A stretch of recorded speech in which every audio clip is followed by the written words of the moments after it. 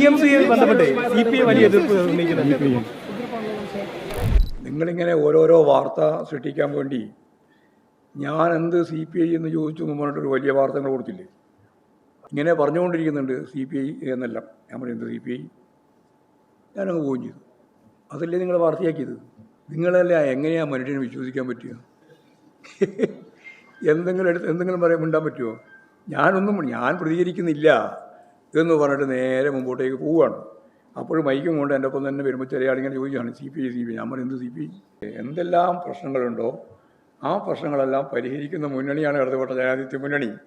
അത് നിങ്ങൾ UDF-കാർ ഇപ്പം തന്നെ തുടങ്ങി ഞങ്ങൾ മുന്നണിയിലേക്ക് ക്ഷണിക്കുന്നു. അമ്മാതിരി UDF തന്നെ അതേ CPI-ക്കാർക്ക് തന്നെ പ്രശ്നങ്ങളുണ്ടാവുമല്ലോ, ഉറപ്പുണ്ട്. ഞങ്ങൾക്ക് പ്രശ്നമുണ്ടല്ലോ, പിന്നെ CPI-ക്കാർക്ക് പ്രശ്നം ഉണ്ടാവില്ല. CPI ഉൾപ്പെടെയുള്ള ഇടതുപക്ഷ ജനാധിപത്യ മുന്നണി വിശാലമായ അർത്ഥത്തിൽ ഈ കാര്യങ്ങളെല്ലാം ചർച്ച ചെയ്ത് ആവശ്യമായ കൃത്യതയോടുകൂടിയുള്ള നിലപാട് സ്വീകരിച്ച് മുന്നോട്ടേക്ക് പോകും.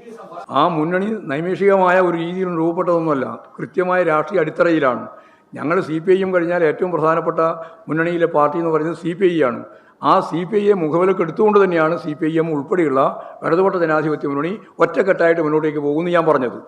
അതൊക്കെ പരിഹരിക്കാൻ സാധിക്കുന്ന കാര്യങ്ങളേ ഉള്ളൂ.